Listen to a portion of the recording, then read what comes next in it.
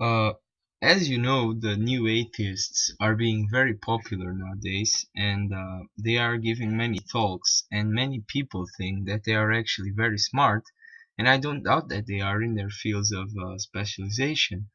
But I think when it comes to talk about religion, they make many ignorant statements and mistakes, and I'm just gonna show you a little bit of that by commenting the talk on Richard Dawkins and Lawrence Krauss, something from nothing. And I think it's really pseudo-intellectual because they go to this friendly audience and they get applauses for all sorts of silly comments. And I watched the whole talk, and I'm going to show you some of the things that they said only on audio format, and then I'm gonna comment them. And I counted the number of like mistakes or displays of ignorance that they did. So let's start with number one. We'll get there. I think the question. So people could rightfully say, well, how would you respond? I suspect I know how, but how would you respond? So people say, look, we don't understand the origin of life on Earth, and therefore God must have done it. Even theologians don't buy that. I mean, sophisticated theologians. It's what they call a God of the gaps argument. It's pushing God into the few remaining gaps in our understanding. Before Darwin came along, the whole of life was one big gap, one gigantic gap, and now we're pushed back to the origin of life, this chemical event, and that is a gap which will be filled. Even if it isn't filled, it would be bad logic, bad science, bad philosophy to say, oh, I don't understand it, therefore God did it. And that's a pathetically bad piece of argument. It's a lazy argument, sir. It's a lazy argument. It doesn't even explain anything, of course, because it leaves open explaining where God came from. So, I mean, the beauty of... You see, so now that's the first mistake that he made. I agree with his statement that God of the gaps, it's not a good argument, and even theologians don't buy it because it doesn't make sense. But where I don't agree with him is when he says that even if we postulate God as an explanation of something, it doesn't explain anything because it doesn't say where God came from. Okay, so that's what Dawkins said. Now that's wrong, and that's wrong for two reasons. The first reason is that we do explain why God exists once you understand his properties. This is a matter of theology. Of course, Professor Dawkins is not very learned in theology, so maybe he could learn some things about it and then he would change his mind, and even philosophy, of course.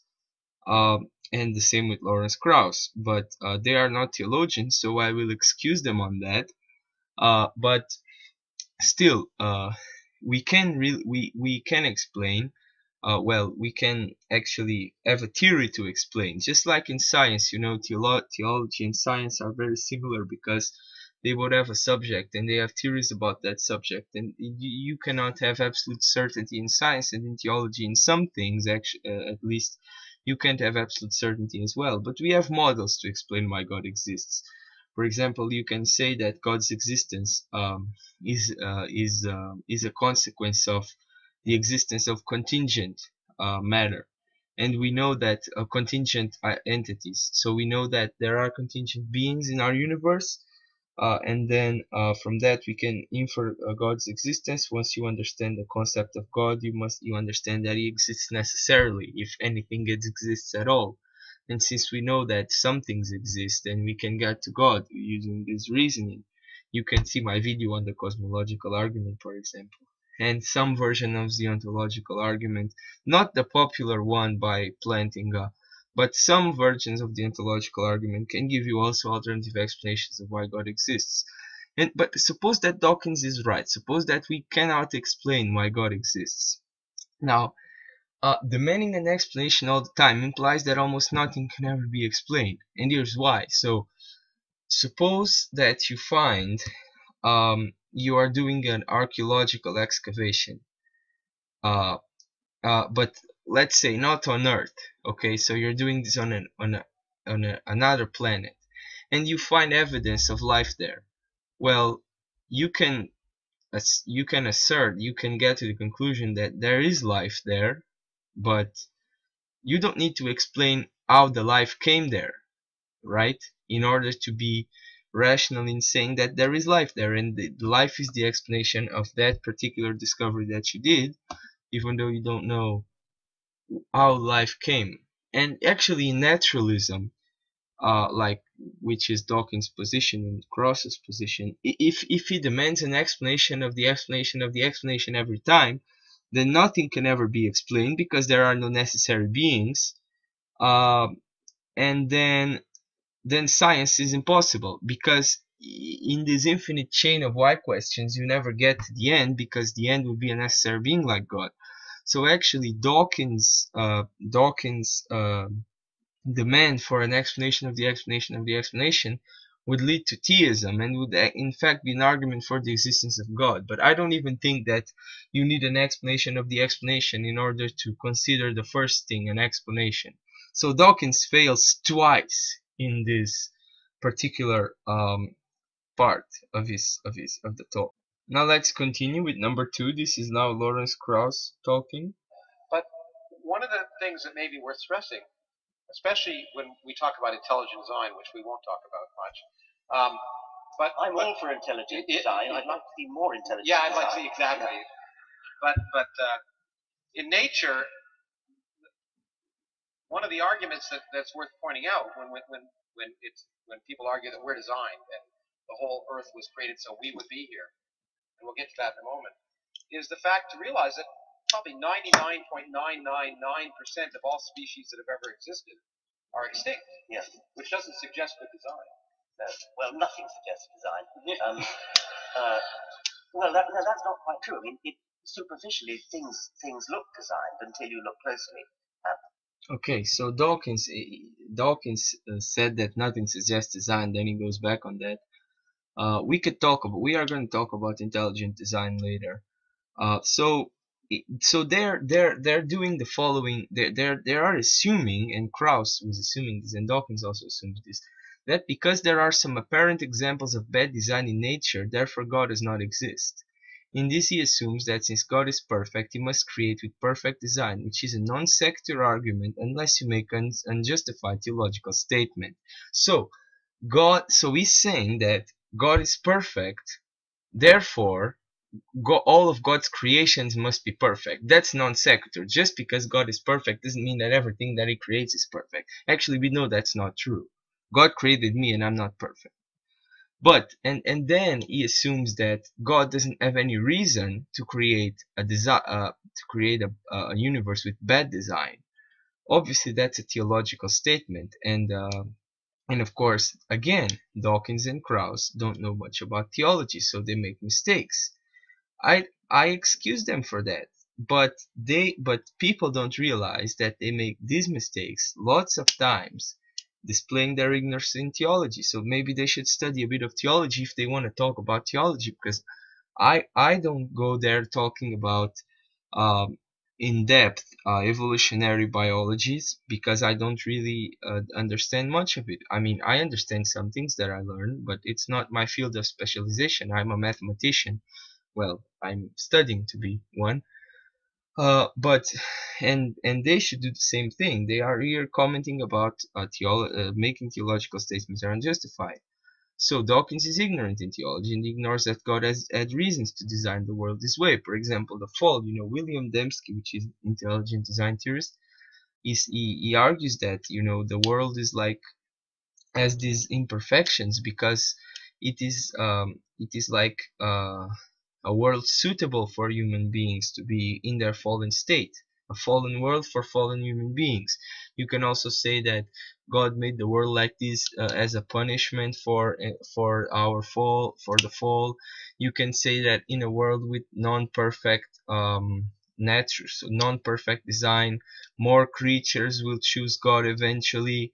All of those things are really possible, and some of them very, very plausible.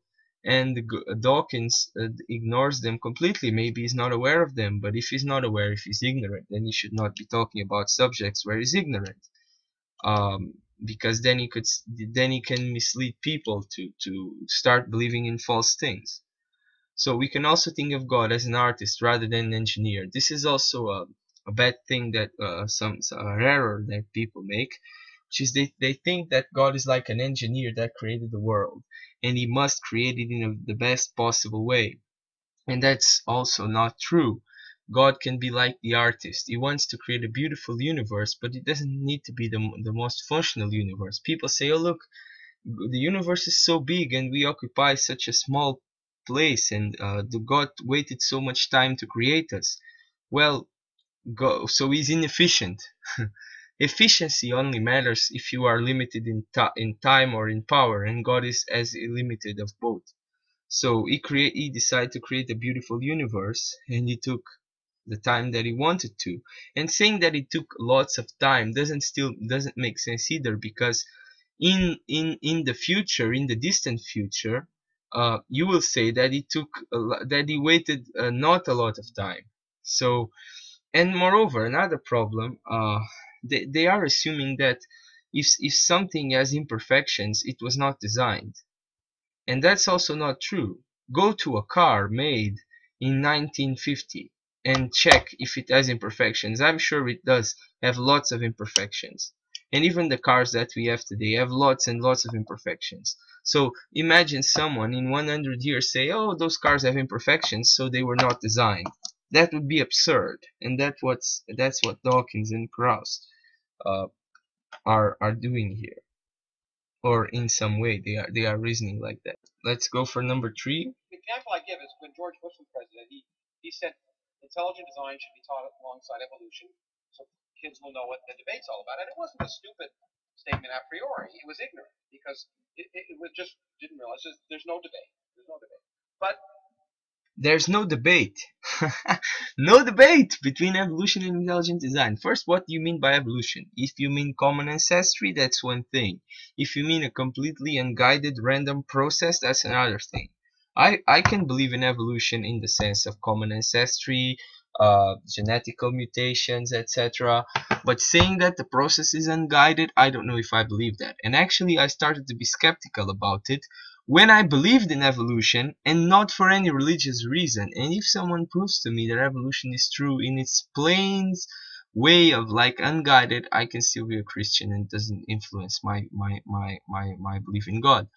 But Dawkins and Krauss claim that there is no debate between evolution and intelligent design, ignoring the fact that that many first-class scientists, even atheists, believe in intelligent design, for example, for the origin of life. So they are atheists and they believe in intelligent design, so they postulate life from another planet. You will see this. An example is Sir Fred Hoyle, president of the Royal Astronomical Society from 1971 to 1973. This is what he said. If one proceeds directly and straightforwardly in this matter, without being deflected by a fear of incurring the wrath of scientific opinion, one arrives at the conclusion that biomaterials with their amazing measure or order must be the outcome of intelligent design. No other possibility I've been able to think of. In Evolution from Space, he said, Oil calculated that the chance of obtaining the required set of enzymes for even the simplest living cell without panspermia, which is like coming from outer space, was 1 in 1 million. And well, I think that there's a typo there. That should be 10 to the 4,000, 10 to the 40,000. Since the number of atoms in the universe is infinitesimally tiny by comparison, 10 to the 80, he argued that Earth's as life's place of origin could be ruled out. He claimed the notion that not only the biopolymer but the operating program of a living cell could be arrived at by chance in a primordial organic soup here on the Earth is evidently nonsense of a higher order. Hoyle compared the random emergence of even the simplest cell without panspermia to the likelihood that a tornado sweeping through a junkyard might assemble a Boeing 747 from the materials therein. Hoyle also compared the chance of obtaining even a single functioning protein by chance combination of amino acids to a solar system full of blind men solving Rubik's cubes simultaneously. Okay, so this is a renowned astronomer, a great scientist that didn't believe believes in intelligent design. I'm gonna continue this on the next video.